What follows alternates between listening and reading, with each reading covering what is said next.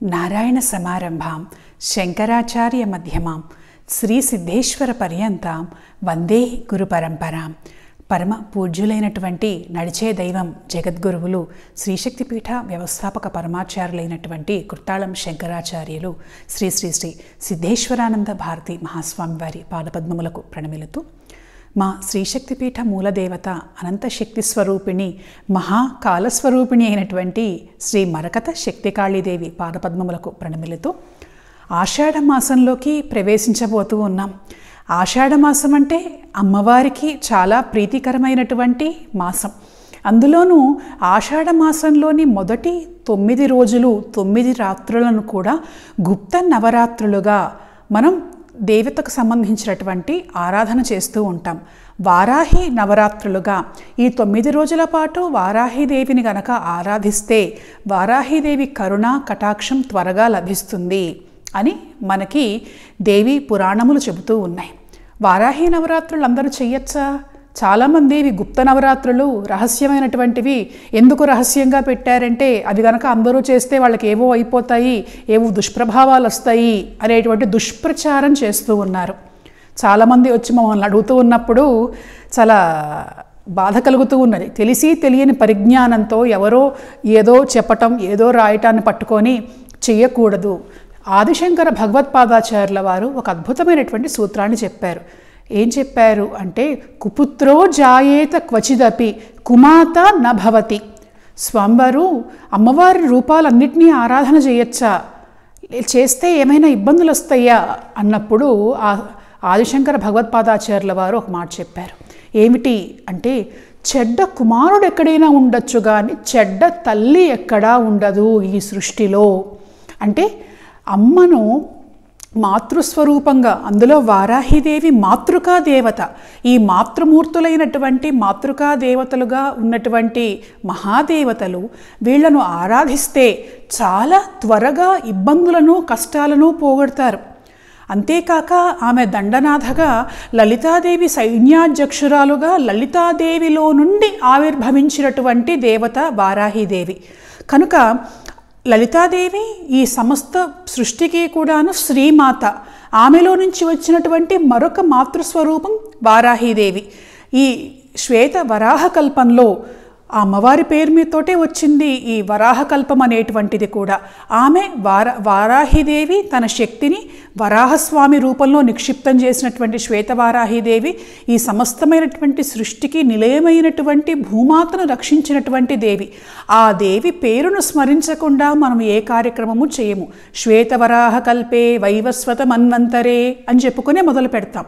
అలా ఆ వరాహ శబ్దం శ్రేష్టమైనటువంటి వరములు ఇచ్చేటువంటి వారాహిని నిస్సంశయంగా నిస్సందేహంగా ఈ 9 రోజుల పాటు గుప్త నవరాత్రులలో వారాహి నవరాత్రులలో ఆరాధించటం మాత్రమే కాక నిత్య జీవితంలో ప్రతిరోజు కూడాను అమ్మవారిని ఆరాధించవచ్చు.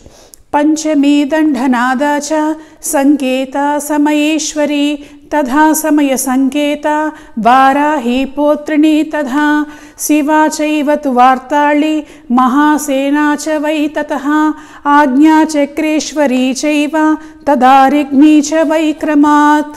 12 నామావళి అమ్మవారివి. ఇంతకుముందే చెప్పుకున్నాం, అత్యంత మహిమాన్వితమైనటువంటి 12 నామావళి. ఇవి గనక రోజు పఠిస్తే దేవి కృప, దేవి అనుగ్రహం చాలా త్వరగా వస్తాయి. అంతేకాకుండా అసలు వారాహి సాధన ఎలా చేయాలి, ఏ విధంగా చేయాలి, ఎప్పుడెప్పుడు చేయాలి, వారాహిదేవి గురించి పురాణాలు ఏం చెబుతూ ఉన్నాయి అంటే, అత్యంత ప్రామాణికమైనటువంటి దేవీ భాగవతం మొదలైనటువంటి గ్రంథాలలో ఉన్నటువంటి విషయాలు, బ్రహ్మాండ పురాణంలో ఉన్నటువంటి విశేషాలు, వారాహి తంత్ర గ్రంథములలో మంత్రశాస్త్రములలో ఉన్నటువంటి భేదములు, ఎవరెవరు ఏ మంత్రాల్ని చేయొచ్చు ఏది చేయకూడదు అనేటువంటి అంశాలన్నిటినీ కూడాను ఒకచోట వారాహి సాధన అనేటువంటి గ్రంథం ద్వారా మనం భక్తులకు అందించటం జరిగింది. వేలాది మంది భక్తులు ఈ గ్రంథ పారాయణ ద్వారా వారాహి అనుగ్రహం పొందుతున్నారు. అయితే ప్రత్యేకించి 12 నామావళి చేస్తున్నామమ్మా, ఇంకా ఏదైనా సులభంగా వారాహిదేవి అనుగ్రహం పొందటానికి మా ఇంట్లో మేము చేసుకోవటానికి ఒక సులభమైనటువంటి మార్గం చెప్పండి అని అడిగారు చాలామంది. ఆ అడిగిన వాళ్ళందరి కోసం కూడాను ఒక అద్భుతమైనటువంటి సాధన మార్గాన్ని ఇప్పుడు మనం చెప్పుకోబోతున్నాం.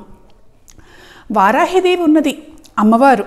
ఆమెను ఆరాధన చేసేటప్పుడు ఏ దేవతకు ఆరాధన చేసినా సరే దీపాన్ని వెలిగించి ఆరాధన చేయటం, దీపాన్ని సాక్షాత్తు బ్రహ్మస్వరూపంగా భావిస్తారు. అందులో దీపాన్ని దేవతగా భావించటం, దేవతకు పూజలో భాగంగా దీపాన్ని వెలిగించటం, దీపాన్నే దేవతగా భావించేటువంటి విధానం ఒకటి ఉన్నది. అంటే అగ్నిముఖావై దేవాహ, అగ్నిలోకి దేవతలు తొందరగా వస్తారు, వాళ్ళు అగ్నిముఖులు కాబట్టి. అలా వారాహీదేవికి సంబంధించినటువంటి దీప వారాహి విధానం అనేటువంటి ఒక ప్రత్యేక విధానం మనం గమనించవచ్చు. ఈ దీప వారాహి విధానం ఏమిటి అనంటే, మనం గనక చూస్తే మకర తోరణంతో ఉన్నటువంటి అష్టభుజి అయినటువంటి వారాహి మనకు కనిపిస్తున్నది. ముందు 2 సింహాలు కనిపిస్తున్నాయి. ఇక్కడ దీపారాధన చేసుకోవటానికి కావాల్సినటువంటి సౌకర్యం ఉన్నది. దీని లోపల భూలక్ష్మి యంత్రం అనేటువంటిది మనం ఏర్పాటు చేసి భక్తులకు అందించటం జరుగుతున్నది. ఏమిటి ఈ దీపవారాహి పూజా విధానము అనంటే, ఇక్కడ అమ్మవారు 8 చేతులతో కనుక మనం గమనిస్తే శంఖమును చక్రమును ధరించి ఉండటం, హలాయుధం ముసలాయుధం, దాంతోపాటుగా పాశము అంకుశము వరద అభయముద్రలతోటి అమ్మవారు ఆమె ఆసీనురాలై ఉంది. దాంతోపాటుగా అమ్మవారి దగ్గర 2 సింహాలు కనిపిస్తున్నాయి.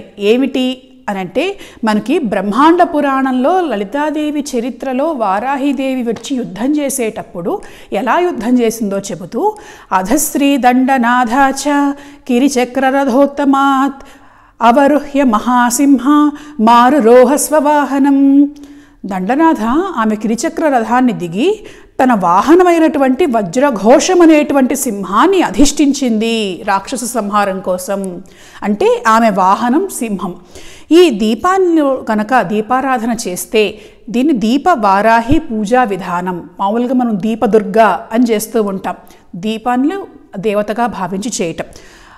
ఈ కుందులో నూనె పోసుకొని అందులోనూ కూడాను వేరుశెనగ నుండి తీసినటువంటి నూనె, భూమి కింద భూమిలో పండేటువంటి వేరుశెనగలు, దాని నుంచి వచ్చేటువంటి నూనె వాడితే ప్రశస్తం. లేదా మీరు ఏ నూనెైనా వాడచ్చు, నెయ్యి అయినా వాడుకోవచ్చు. దానిలో తామర తూడుతో తీసినటువంటి ఒత్తులు పెట్టి, తామర అంటే ఐశ్వర్య సూచన, ఈ ఒత్తులను పెట్టి వెలిగించి అమ్మవారికి సంబంధించినటువంటి నామాలు కొన్ని ఉన్నాయి. వాటిని గనక చదివితే అమ్మ అనుగ్రహం త్వరగా కలగటం మాత్రమే కాకుండా, ప్రధానంగా ఏమిటి అంటే ఈ విధానంలో ఇక్కడ ఒక యంత్రం ఉన్నది. ఏమిటి ఆ యంత్రము అంటే భూలక్ష్మి యంత్రము. వారాహి భూమికి సంబంధించినటువంటి ఇబ్బందులను తొలగించేటువంటి దేవత.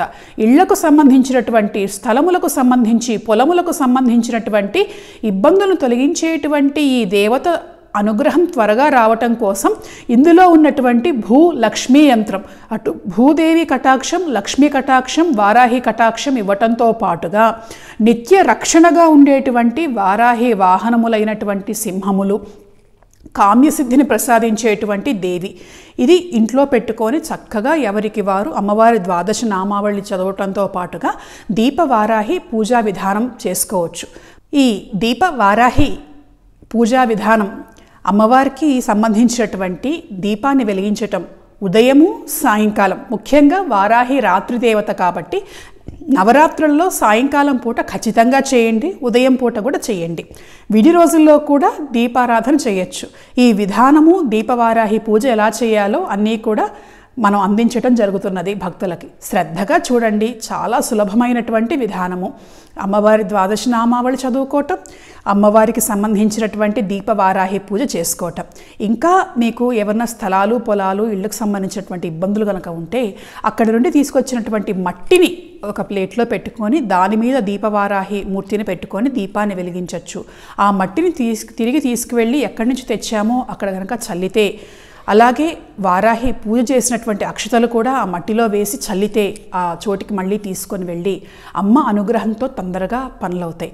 అలా ఆయురారోగ్యములను, ఐశ్వర్యములను, భూలాభములను అనుగ్రహించేటువంటి ఈ వారాహిదేవిని గుప్త నవరాత్రులలో బాగా ఆరాధించండి.